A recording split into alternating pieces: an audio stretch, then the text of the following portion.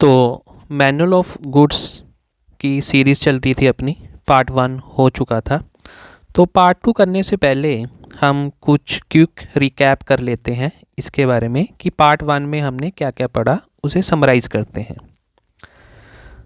जो manual of procurement of goods जो है वो डिपार्टमेंट ऑफ एक्सपेंडिचर के द्वारा पब्लिश किया गया है और इसकी जो पब्लिशिंग डेट है वो 16 अगस्त 2024 है। Department of expenditure ministry of finance के अंडर है। फिर हमने पढ़ा था GFR 147 वर्सेस GFR 149। GFR 147 उन गुड्स और सर्विसेज के बारे में बताता है जो कि जैम पर जो अवेलेबल नहीं है, जबकि GFR का 149 उन गुड्स एंड सर्विसेज के बारे में बताता है जो जैम पे अवेलेबल हैं। तो जो चीज़ तो जैम पर अवेलेबल है उसे जैम से ही परचेज करना मैंडेटरी है, ये बताता है रूल 149 GFR का। लेकिन GFR का 147 ये कह रहा है कि जो गुड्स एंड सर्विसेज जो जैम पे अवेलेबल नहीं हैं उस केस में मिनिस्ट्री डिपार्टमेंट को फुल पावर है कि वो गुड्स एंड सर्विसेज को बाहर से परचेज कर सकती हैं। इसमें जो फुल पावर का शब्द है ना, उसका मतलब है नो नीड ऑफ अप्रूवल और consultation of the ministry of finance, कि अगर मिनिस्ट्री डिपार्टमेंट कोई ऐसी गुड्स या सर्विसेज जो जैम पे उपलब्ध नहीं है अगर वो बाहर से कहीं से प्रोक्योर करती है तो उस केस में मिनिस्ट्री डिपार्टमेंट को किसी भी तरह की अप्रूवल या कंसल्टेशन की ज़रूरत नहीं है मिनिस्ट्री ऑफ फाइनेंस की। लेकिन फुल पावर तो है मिनिस्ट्री डिपार्टमेंट के पास, लेकिन अंदर जाके ये पावर डिवाइड की गई हैं। मिनिस्टर को फुल पावर है लेकिन सेक्रेटरी को कुछ लिमिटेड जो पावर्स हैं। अगर कोई नेगोशिएटेड टेंडर है, कोई प्रोपराइटी टेंडर है या कोई सिंगल टेंडर है, उस केस में सेक्रेटरी को 25 करोड़ तक की पावर्स हैं। और अगर कोई ओपन टेंडर है या लिमिटेड टेंडर है तो उस केस में सेक्रेटरी को 100 करोड़ तक की पावर्स हैं। पिछले वीडियो में मैंने जहाँ पे क्लोज टेंडर कर दिया था तो उसको ठीक करके लिमिटेड टेंडर आप कर लीजिएगा। जो नेगोशिएटेड जो टेंडर है, प्रोपराइटी या सिंगल टेंडर, ओपन टेंडर या लिमिटेड टेंडर, ये सब क्या हैं, ये GFR में दिया गया है। तो मैं इसे वन लाइन में एक्सप्लेन कर देता हूँ। नेगोशिएटेड टेंडर वो टेंडर है जिसमें बिडिंग का प्रोसेस नहीं होता है। गवर्नमेंट सीधा ही जो जिससे गुड्स एंड सर्विसेज परचेज करनी है उसके साथ सीधा ही डील करती है और वो उससे प्राइस जो है वो नेगोशिएट कर लेती है। जो प्रोपराइटी टेंडर है उसमें क्या है कि गवर्नमेंट को किसी पर्टिकुलर ब्रांड या किसी पर्टिकुलर फर्म में जिसका उसके ऊपर प्रोपराइटी है, यानी कि कोई ट्रेडमार्क है, उससे वो वस्तु खरीदनी होती है। तो जब किसी पर्टिकुलर किसी ब्रांड से कोई चीज़ खरीदी जाती गवर्नमेंट के द्वारा तो वो टेंडर होता है प्रोपराइटी टेंडर। सिंगल टेंडर वो है जिसमें इमरजेंसी के केस में सिर्फ एक ही फर्म और कोई फर्म भी नहीं है तो उस केस में सिंगल टेंडर है। ओपन टेंडर आपको पता ही है, 50 लाख से ऊपर हमारे इधर ओपन टेंडर लगता है और 50 लाख से कम में लिमिटेड टेंडर लगता है। लिमिटेड टेंडर में क्या होता है, ओपन टेंडर में तो एवरीवन कैन पार्टिसिपेट, लेकिन लिमिटेड टेंडर में जो लिमिटेड जो नंबर ऑफ कॉन्ट्रैक्टर्स होते हैं जिनको कि गवर्नमेंट ने अपने पोर्टल पे रजिस्टर किया होता है। ये क्वेश्चन बहुत बार पूछा जाता है GFR में कि लिमिटेड टेंडर में मिनिमम नंबर ऑफ बिडर्स कितने होने चाहिए, तो इसका आंसर है 4।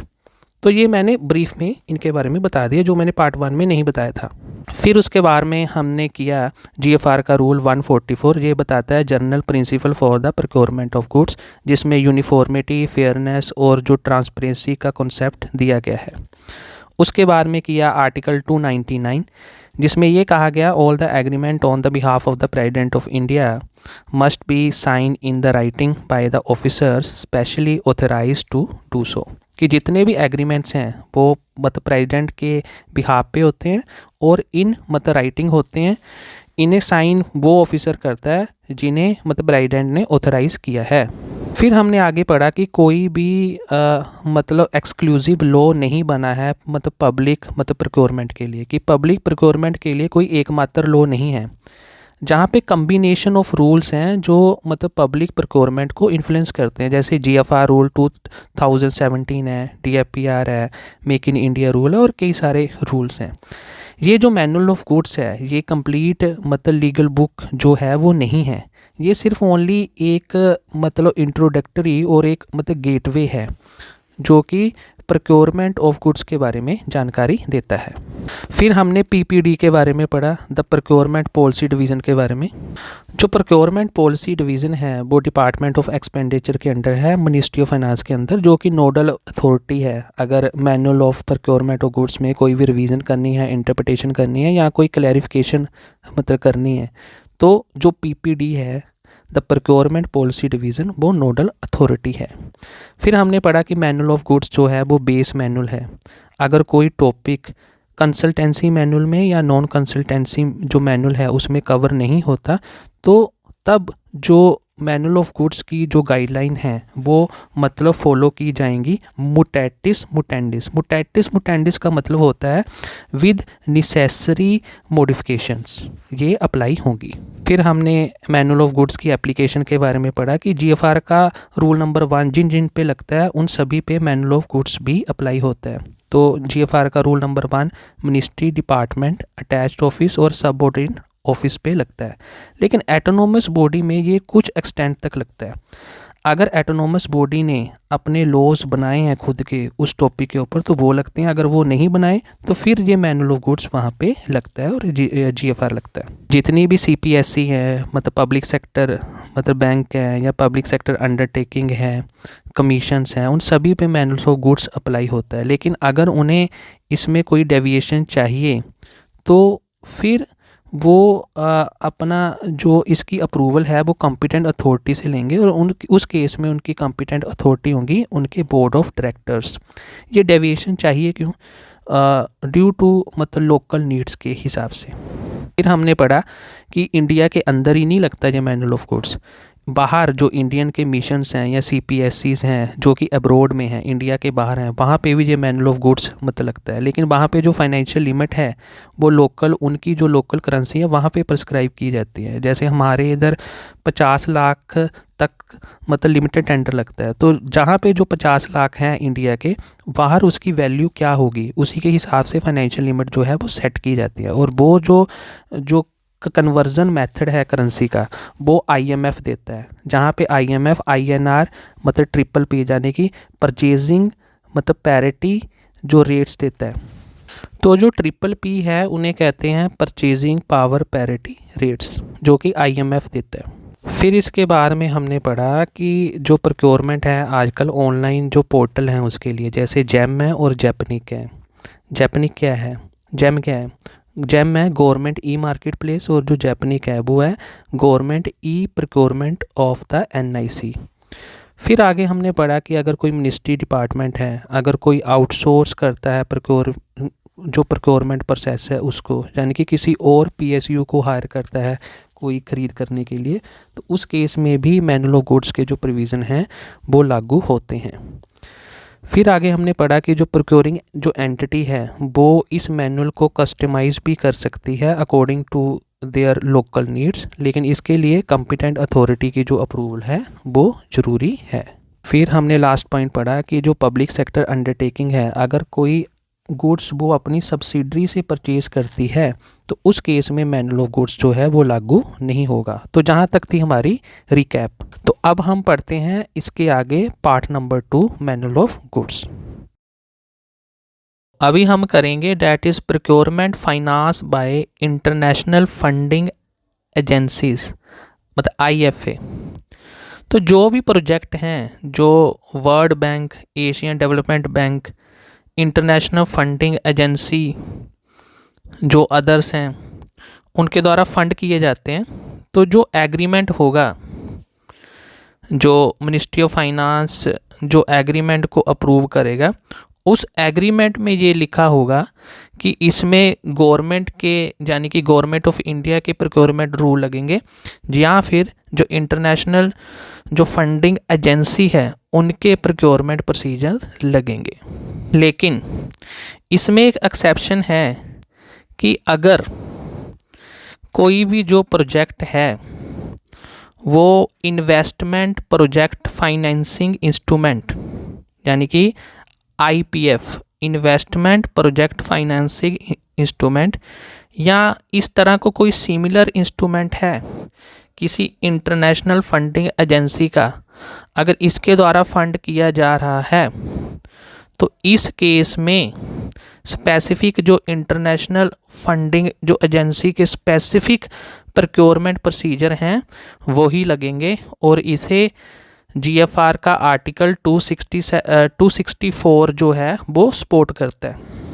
यानी कि अगर किसी प्रोजेक्ट को वर्ल्ड बैंक फंडिंग कर रहा है by using instrument project financing instrument और अदर इंस्ट्रूमेंट, या किसी अदर इंटरनेशनल फंडिंग एजेंसी के द्वारा ये इंस्ट्रूमेंट का यूज़ किया जा रहा है, that is investment project financing, तो उस केस में जो इंटरनेशनल फाइनेंसिंग एजेंसी के जो स्पेसिफिक प्रोक्योरमेंट प्रोसीजर है वो लगेगा, और ये परमिटेड होता है रूल 264 ऑफ द जीएफआर 2017। तो अगला टॉपिक है projects under programme for result P4R and RBL, that is result based lending instrument. However, for the project financing using instrument like project for result of the World Bank and result based lending of the Asian Development Bank and similar instrument or of other international financing agencies, the application of these guidelines as expressly agreed in the legal agreement shall be followed. इसमें ये कहा गया है कि अगर कोई project finance किया जा रहा है कुछ इंस्ट्रूमेंट से, जैसे कि एक इंस्ट्रूमेंट का नाम है प्रोग्राम फॉर रिजल्ट P4R जो कि वर्ल्ड बैंक का इंस्ट्रूमेंट है, और एक एशियन डेवलपमेंट बैंक का इंस्ट्रूमेंट है जिसका नाम है रिजल्ट बेस्ड लैंडिंग RBL, या इस तरह के सिमिलर जो इंस्ट्रूमेंट है जो इंटरनेशनल फंडिंग एजेंसी से अगर कोई प्रोजेक्ट इससे फाइनेंस किया जा रहा है तो उस केस में जो एप्लीकेशन है दीज गाइडलाइन की, तो इनका जो लीगल एग्रीमेंट है उसमें लिखा होगा कि कौन से प्रोक्योरमेंट रूल जो हैं वो फॉलो होंगे। अगर एग्रीमेंट कहता है कि गवर्नमेंट ऑफ इंडिया की गाइडलाइन यानी कि ये वाले मैनुअल के रूल फॉलो होंगे तो ये फॉलो होंगे। अगर डोनर मतलब रूल्स अप्लाई होते हैं यानी कि जो इंटरनेशनल फंडिंग एजेंसी के अपने रूल हैं, अगर वो एग्रीमेंट में लिखे हुए हैं कि ये लागू होंगे तो फिर वो लागू होंगे। ये जो RBL है रिजल्ट बेस्ड लैंडिंग, ये इंस्ट्रूमेंट है एशियन डेवलपमेंट बैंक का, और ये जो P4R है प्रोग्राम फॉर रिजल्ट है, ये इंस्ट्रूमेंट है वर्ल्ड बैंक का। नेक्स्ट टॉपिक है कैटेगराइजेशन ऑफ प्रोक्योरमेंट, कि ये जो प्रोक्योरमेंट हैं इनको आगे कैटेगरी में बांटा गया है on the basis of their contractual nature. जो मेन कैटेगरीज हैं मतलब प्रोक्योरमेंट की वो है गुड्स, सर्विसेज और वर्क्स। जो सर्विसेज हैं उसको आगे दो भागों में बांटा गया है, consultancy services and non consultancy services. जो हर एक कैटेगरी है उसकी डिफरेंट प्रोक्योरमेंट कंडीशन है और कॉन्ट्रैक्ट स्ट्रक्चर हैं। ये जो मैनुअल है वो एक्नॉलेज करता है कि जो प्रोक्योरमेंट है उसमें ये जो तीनों जो कैटेगरी हैं गुड्स, वर्क्स और सर्विसेज, ये ओवरलैप हो सकती हैं। हमें जजमेंट से पता ही नहीं चलेगा कि ये बेसिकली गुड्स का टेंडर है या सर्विस का टेंडर है, या वर्क्स का टेंडर है या सर्विस का टेंडर है। तो उस केस में जो ऑफिशियल्स हैं उन्हें अपनी जजमेंट अप्लाई करना है और ये देखना है कि इसमें से कौन सी कैटेगरी जो है वो प्रीडोमिनेंट मतलब नेचर की है, तो उस केस में वही रूल्स उस पर अप्लाई होंगे। जैसे फॉर एग्जांपल कोई सोलर प्लांट जो प्रोजेक्ट है वो इंस्टॉल किया गया है, अब उसमें सोलर जो प्लांट है वो इक्विपमेंट है यानी कि गुड्स है, और जो उसका इंस्टॉलेशन का काम है वो वर्क्स की कैटेगरी में आता है। अगर इस केस में वर्क्स जो है वो डोमिनेट, इंस्टॉलेशन जो है वो डोमिनेट करता है, तो ये इसके ऊपर जो वर्क्स के जो प्रोक्योरमेंट के रूल हैं वो लगेंगे। अब बात करते हैं सर्विसेज की कि डिफरेंस क्या है एक कंसल्टेंसी सर्विसेज में और एक नॉन कंसल्टेंसी सर्विसेज में। इन दोनों में जो बेसिक डिफरेंस है वो इंटेलेक्चुअल मतलब इनपुट का है, अपनी बौद्धिक क्षमता का है, बौद्धिक इनपुट का है, which is predominant in the consultancy services and not in the non consultancy services. यानी कि जो कंसल्टेंसी सर्विसेज होती है वहाँ पे इंटेलेक्चुअल जो इनपुट है वो डोमिनेट रहता है। और एक अनदर डिफरेंस है इन दोनों में कि जो नॉन कंसल्टेंसी सर्विसेज हैं वो रेपिटेटिव मतलब नेचर की होती हैं, उन्हें मापा जा सकता है, लेकिन जो कंसल्टेंसी सर्विसेज हैं वो मतलब रिपीटेटिव नेचर की नहीं होती, वो नॉन रूटीन नेचर की होती है और उन्हें मेज़र नहीं किया जा सकता। आगे पैराग्राफ में कहा गया है कि अगर किसी प्रोक्योरमेंट के केस में कैटेगरी है उसमें अगर डाउट होता है, अगर जो प्रोक्योरमेंट की गई है उसकी कैटेगराइजेशन के मामले में अगर कोई डाउट होता है तो एक जो सिंपल प्रोक्योरमेंट प्रोसीजर को फॉलो करना है। फॉर एग्जांपल, अगर गुड्स एंड वर्क सर्विसेज या कंसल्टेंसी सर्विस के बीच डाउट हुआ कि ये इसमें कौन सा जो कैटेगरी वो डोमिनेट है और वो डिसाइड नहीं हो पा रहा है, तो उस केस में जो प्रोक्योरमेंट ऑफ गुड्स का जो मैनुअल है उसे फॉलो करना है। और अगर वर्क्स और सर्विसेज कंसल्टेंसी के बीच में अगर कोई डाउट हुआ तो उस केस में जो वर्क्स का जो मैनुअल है प्रोक्योरमेंट का उसे फॉलो करना है। यानी कि गुड्स, सर्विसेज और वर्क, इन तीनों के केस में गुड्स को सबसे ज़्यादा प्रायोरिटी दी गई है उसके मैनुअल को। गुड्स के मैनुअल के बाद वर्क्स का जो मैनुअल है उसे मतलब प्रायोरिटी दी गई है, और वर्क्स के मैनुअल के बाद सर्विसेज का जो प्रोक्योरमेंट मैनुअल है उसे जो है वो प्रायोरिटी दी गई है। गुड्स और सर्विसेज के बीच में अगर कोई डाउट हुआ तो गुड्स का मैनुअल लेना, सर्विसेज और वर्क के बीच में कोई डाउट हुआ तो वर्क्स का जो प्रोक्योरमेंट मैनुअल है उसके रूल फॉलो करने हैं, अगर गुड्स और वर्क्स के बीच में हुआ तो गुड्स का करना है। इसके आगे कहा गया है कि अगर नॉन कंसल्टेंसी या कंसल्टेंसी सर्विसेज के बीच डाउट पैदा हुआ कैटेगरी के मामले में, तो उस केस में जो procurement of non consultancy services हैं उसके मैनुअल को फॉलो करना है। जो आईटी के प्रोजेक्ट हैं उसमें कंसल्टेंसी सर्विस के मैनुअल को फॉलो करना है। जो आगे कैटेगरी आती है कंपोजिट कॉन्ट्रैक्ट्स की। Composite contracts are those contract which involve a mix of goods, works and services. ऐसे कॉन्ट्रैक्ट होते हैं जिसमें तीनों जो हैं कैटेगरी आती हैं, गुड्स और वर्क्स और सर्विसेज, तीनों काम एक ही कॉन्ट्रैक्ट में आते हैं। ऐसे कॉन्ट्रैक्ट को कंपोजिट कॉन्ट्रैक्ट कहा जाता है। कौन से रूल अप्लाई होंगे किसी पे वो मतलब डिटरमाइन करने के लिए हमें पहले ये जानना होगा कि कौन सा कंपोनेंट है वो जो मतलब प्राइमरी है और कौन सा कंपोनेंट इंसिडेंटल है। जो कंपोनेंट प्राइमरी होगा उसके रूल्स जो हैं वो फॉलो होंगे। अगर मेन इंटेंशन जो है वो गुड्स को बाय करने का है लेकिन सर्विसेज और जो वर्क्स हैं वो इंसिडेंटल हैं इसके साथ, तो उस केस में प्रोक्योरमेंट ऑफ गुड्स के जो रूल्स हैं वो फॉलो होंगे। लेकिन अगर मेन पर्पस वर्क्स और सर्विसेज का है, गुड्स उसके साथ इंसिडेंटल हैं, तो उस केस में प्रोक्योरमेंट ऑफ वर्क्स या फिर सर्विसेज एज द केस में भी उसका मैनुअल के रूल्स फॉलो होंगे। अब है अगला topic authority to approve administrative approval और सैंक्शन की। एडमिनिस्ट्रेटिव अप्रूवल और सैंक्शन कौन सी अथॉरिटी देगी?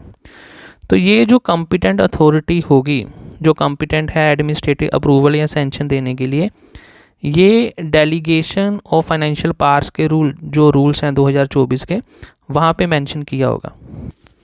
हर एक जो प्रोक्योरमेंट जो एंटिटी है लाइक मिनिस्ट्री, डिपार्टमेंट और ऑफिस, वो अपना एक खुद का schedule of procurement of power SOPP बना सकती हैं। ये जो schedule of procurement of tender होगा, यानी कि शेड्यूल ऑफ प्रोक्योरमेंट जो पावर्स होंगी SOPP, इसमें ये हो सकता है कि who can approve tender, tender को कौन अप्रूव करेगा, हु कैन साइन मतलब कॉन्ट्रैक्ट को कौन साइन करेगा, हु कैन एक्सेप्ट बिड्स को कौन एक्सेप्ट करेगा। तो अगर प्रोक्योरिंग एंटिटी चाहे तो वो इस टाइप का schedule of procurement powers SOWP बना सकती हैं। अगला टॉपिक है consultation with the financial adviser. Since the procurement involve the expenditure of the public fund, all such decision must be taken in consultation with the financial advisor। Since की ये जो procurement है इसमें पब्लिक फंड का use होता है, उसका expenditure मतलब हो रहा है, तो कोई भी जो डिसीजन है इसके रिगार्डिंग वो फाइनेंशियल एडवाइज़र की कंसल्टेशन के साथ ही लेना चाहिए। फाइनेंशियल एडवाइज़र को इंश्योर करना चाहिए कि जो expenditure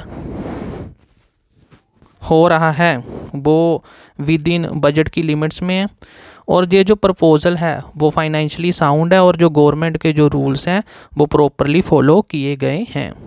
financial advisor and integrated finance division concurrence approval is mandatory in all the procurement matters except where the powers have been redelegated with the permissible limit.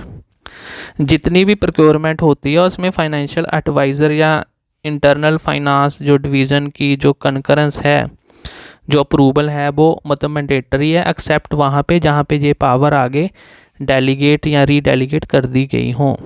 Special procedure, कई केसों में क्या होता है कि डिफरेंट प्रोसीजर अडॉप्ट किया जा सकता है, जैसे कि जो सेक्रेटरी है किसी डिपार्टमेंट का वो with the prior approval of secretary expenditure ही आगे कोई प्रोक्योरमेंट कर सकता है।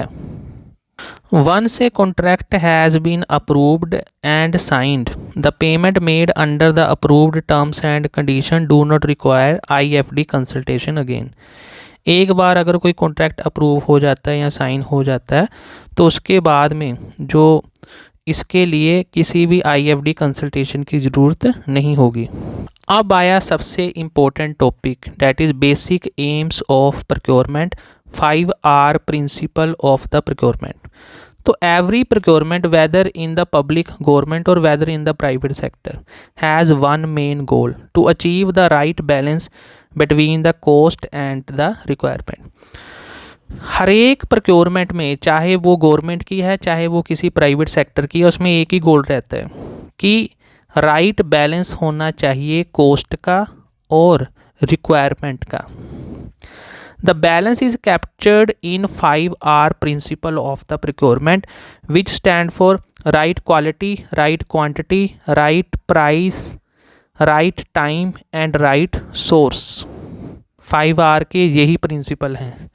The word right here does not mean perfect, it means optimal और most suitable considering efficiency, cost and requirement. जहाँ पे जो राइट शब्द का मतलब है वो परफेक्ट नहीं है, उसका मतलब ऑप्टिमल है या मोस्ट सूटेबल है, जो कि एफिशिएंसी, कॉस्ट या रिक्वायरमेंट सभी को ध्यान में रखेगा।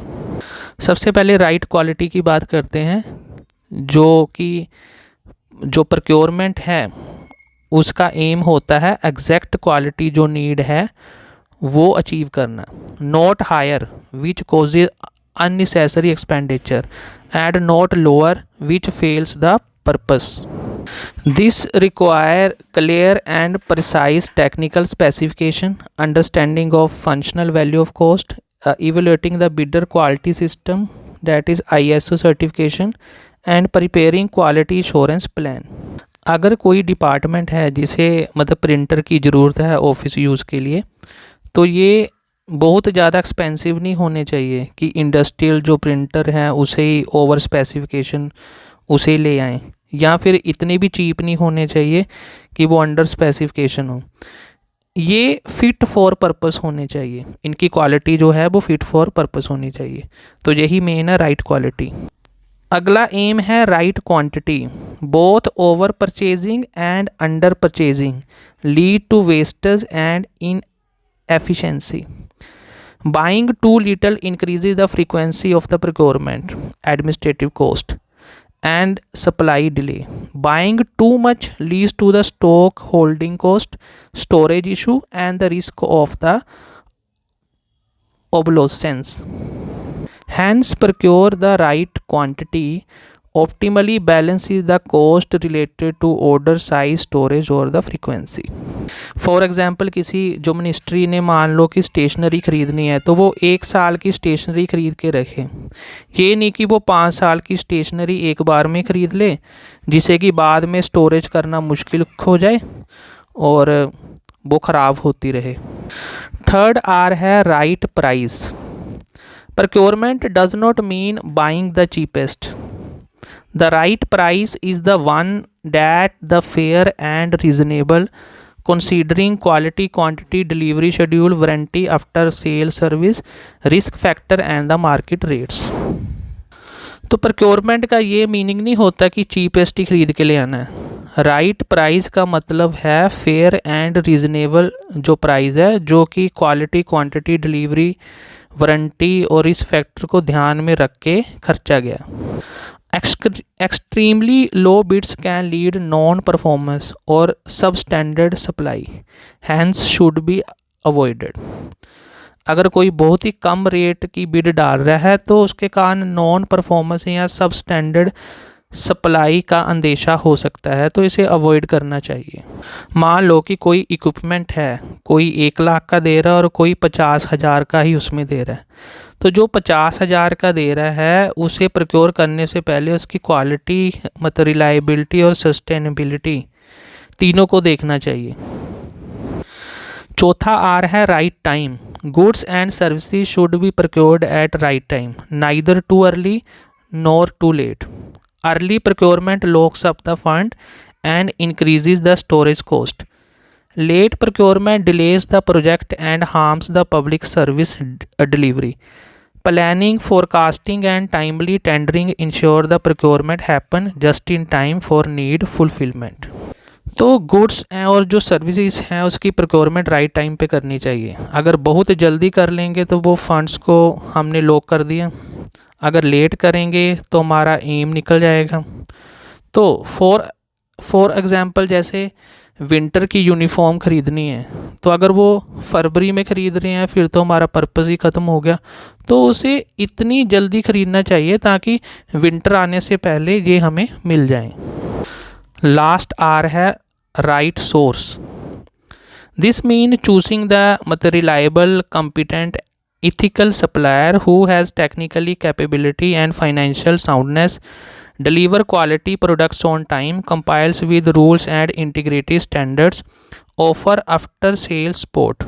तो जो राइट सोर्स है वो इंश्योर करता है स्मूथ सप्लाई, अकाउंटेबिलिटी और जो रिस्क फैक्टर है उसे रिड्यूस करता है। फॉर एग्जांपल अगर किसी वेंडर का पुअर डिलीवरी रिकॉर्ड है या फेट सर्टिफिकेशन है तो वो राइट सोर्स नहीं कहा जा सकता उसे। तो ये थे 5R principal that is very very important. Right quality, right quantity, right price, right time and right source. 1.7 refined concept of cost and value that is value for money. In modern procurement, the focus is not only on the price but on the total value received during the entire life of the product, work and service। आज की जो modern procurement है उस पे focus सिर्फ price पे ही नहीं होना चाहिए, उसकी टोटल वैल्यू पे होना चाहिए। और टोटल वैल्यू में सिर्फ प्राइस ही नहीं आता, उसमें जो प्रोडक्ट की जो लाइफ है वो भी आती है, यानी कि उसकी यूटिलिटी आती है, वो कितनी देर तक चल सकता है। ये ना हो कि कोई सस्ता प्रोडक्ट ख़रीद लिया और उसकी लाइफ कम हो और हमें फिर से नया लेना पड़ जाए, तो वो जो पहले हम कोई ख़रीद रहे थे उससे भी महंगा पड़ जाए। The refined concept ensure effective, efficient and economical use of the public funds. अगला टॉपिक है TCO, total cost of ownership. TCO refer to the entire cost of acquiring, operating, maintaining and disposing of an item during the useful life। अगर कोई भी वस्तु है जिसे खरीदने में, उपयोग करने में, रख रखाव करने में जो भी पूरा खर्चा आता है उसे TCO कहा जाता है। फॉर एग्ज़ाम्पल कोई जनरेटर है, उसकी कॉस्ट 10 लाख है, उसकी जो मेंटेनेंस है ओवर द 10 ईयर वो 5 लाख आ रही है, और उसकी जो डिस्पोजल कॉस्ट है वो 1 लाख है, तो टोटल जो खर्चा हो गया 16 लाख। और ये इसको ही कहेंगे TCO, that is total cost of ownership. Next है लाइफ साइकिल कॉस्ट LCC या होल ऑफ लाइफ कॉस्ट।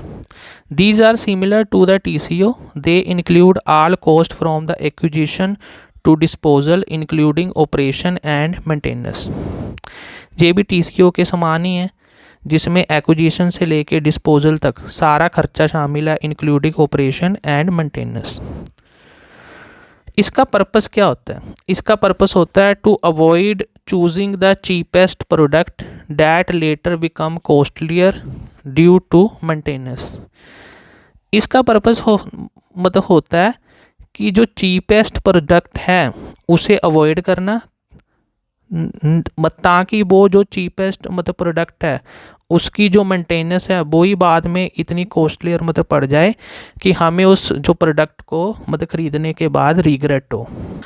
आगे concept of utility that is value. The quality of the item is useful only if it satisfy the actual need effectively. Thus quality must relate to the utility or functional value। जो quality है item की वो तभी useful होती है जब वो actual need को सेटिस्फाई करती है। इसलिए जो क्वालिटी होनी चाहिए वो यूटिलिटी के आधार पे ही होनी चाहिए, यानी कि जितनी आवश्यकता है उतनी क्वालिटी होनी चाहिए। ये ना हो कि क्वालिटी एकदम से हायर हो या फिर सब स्टैंडर्ड हो। फॉर एग्ज़ाम्पल, अगर कोई हाई टेक हमने प्रिंटर बाय कर लिया जो काफ़ी ज़्यादा एक्सपेंसिव है फॉर द स्मॉल ऑफिस, जहाँ पे सिर्फ 10 पेज ही दिन के प्रिंट मतलब किए जाते हैं, तो वहाँ पे ये जो हाई टेक एक्सपेंसिव जो प्रिंटर है वो वेस्टफुल है। क्वालिटी यूटिलिटी के साथ मैच नहीं हो रही है। क्वालिटी तो बड़ी हाई फाई है लेकिन जो यूटिलिटी है वो बिल्कुल लो है। Quality should be match with the utility, that is the concept of utility और द वैल्यू। चौथा है the value for money, the core idea.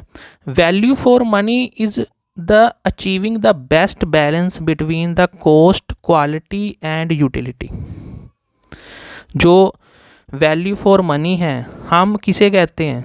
जो कि बेस्ट बैलेंस होता है कॉस्ट का, क्वालिटी का और यूटिलिटी का, यानी कि एक एप्रोप्रिएट कॉस्ट पे जो क्वालिटी हमें चाहिए थी हमें वो मिल गई और जितनी यूटिलिटी चाहिए थी हमें वो मिली। Price alone may not represent the value of money. अकेला जो मूल्य है प्राइस है वो वैल्यू ऑफ मनी को नहीं दर्शाता। प्राइस के साथ साथ क्वालिटी और यूटिलिटी ये तीनों मिलके अगर इनका राइट बैलेंस हो, कॉस्ट का, क्वालिटी का और यूटिलिटी का राइट बैलेंस ही वैल्यू ऑफ मनी को दर्शाता है। तो how to achieve value for money product in the public procurement. To achieve the value for money product in the public procurement, describe need optimally. कि tender में ये अच्छे से डिस्क्राइब करना है कि किस स्पेसिफिकेशन तक का प्रोडक्ट चाहिए। Develop value engineered specification term of reference में दिया जाना चाहिए। सूटेबल टेंडरिंग सिस्टम का यूज़ करना चाहिए। वाइडेस्ट कंपटीशन को अलो करना चाहिए। इन शॉर्ट में अगर हम कहें तो वैल्यू फॉर मनी है effective, efficient and economical use of resources. तो जो रूल 144 है जर्नल फाइनेंशियल रूल 2017 का, वो इंश्योर करता है fair, efficient, transparent and accountable treatment of the public procurement. वास्तव में 144 रूल में general principle for the procurement of goods दिया गया, तो उसमें ये सारा कुछ कहा गया कि जो प्रोक्योरमेंट होनी चाहिए वो फेयर होनी चाहिए, एफिशिएंट होनी चाहिए, ट्रांसपेरेंट होनी चाहिए और अकाउंटेबल होनी चाहिए। अगर कोई फॉर एग्जांपल की बात करते हैं कि अगर कोई डिपार्टमेंट है वो टेंडर इशू करता है तो इसकी जो एलिजिबिलिटी स्पेसिफिकेशन या डेडलाइन है वो public procurement portal, GeM portal या CPP पोर्टल उस पर अपलोड करना चाहिए, ना कि जो सिलेक्टेड बिडर्स हैं उसको प्राइवेटली भेजना चाहिए। रूल जो 144 है GFR का, उसमें भी fundamental principle of public procurement बड़े आसानी से ल्यूसिड मैटर में दिए गए हैं। नेक्स्ट टॉपिक है प्रोफेशनलिज्म प्रिंसिपल, व्यावसायिकता का सिद्धांत।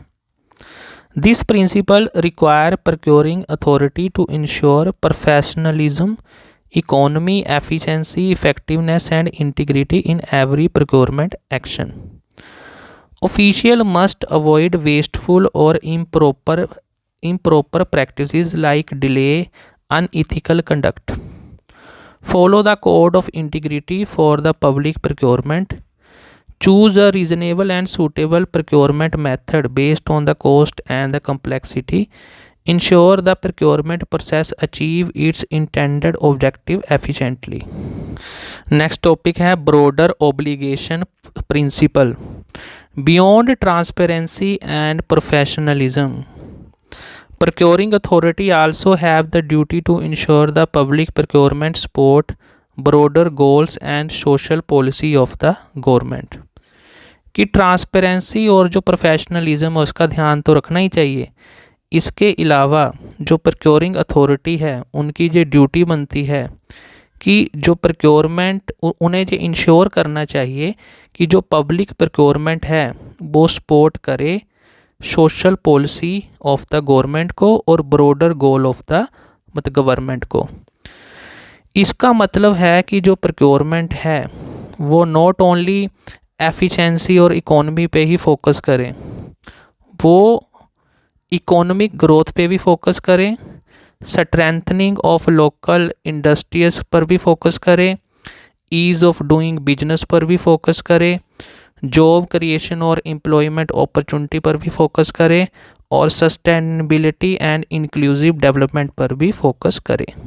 फॉर एग्जांपल बात करते हैं कि अगर कोई गवर्नमेंट पॉलिसी है जो मेक इन इंडिया को प्रमोट कर रही है तो वाइल प्रक्योरिंग द मशीनरी डिपार्टमेंट को प्रेफर करने चाहिए डोमेस्टिक जो मैन्युफैक्चर हैं उनके प्रोडक्ट जो कि क्वालिटी और कॉस्ट को मीट करते हों। Reservation of procurement for social policies to support the social welfare and inclusive growth the government reserve the procurement of specified goods or services from certain group like MSME, weaker section और industrial in backward regions। तो social policy को support करने के लिए government जो है वो reserve कर सकती है किसी स्पेसिफाइड गुड्स को किसी सर्टेन ग्रुप से ही परचेज करने के लिए, जैसे कि MSME से, वीकर सेक्शन से या इंडस्ट्रियल इन बैकवर्ड जो एरिया है उससे। इसका एग्जांपल KVIC हो सकता है, खादी विलेज एंड जो इंडस्ट्री कमीशन है, तो वो सारे डोमेस्टिक प्रोडक्ट हैं। तो जो KVIC है एक बॉडी बनी हुई है जो लोकल जो प्रोडक्ट है वो पूरे देश भर में पहुँचाती है, तो उससे जो लोकल जो एम्प्लॉयमेंट है डोमेस्टिक जो एम्प्लॉयमेंट है वो बढ़ रही है। Restriction in the interest of national security article rule 144 का सब रूल जो 11 है GFR का, उसमें नेशनल सिक्योरिटी से रिलेटेड जो गवर्नमेंट है वो रिस्ट्रिक्शन लगा सकती हैं किसी कंट्री पे, किसी बिडर्स पे जिनके साथ उसके टाई अच्छे नहीं है, वहाँ से प्रोक्योरमेंट नहीं करने की जो रिस्ट्रिक्शन है वो गवर्नमेंट लगा सकती है। तो प्रोक्योरमेंट के समय उसे भी फॉलो करना होगा। ये जो रिस्ट्रिक्शन है वो GFR के रूल 144 के सब रूल 11 में मेंशन है। Facilitating a broader objective of other department, that is procurement should also facilitate the broader objective of the other government department like ensuring tax compliance, promoting environmental sustainability, supporting energy conservation, ensuring accessibility for person with disabilities। तो अपना ही भला नहीं करना है, सभी का भला करना है, यही ब्रॉडर ऑब्जेक्टिव है।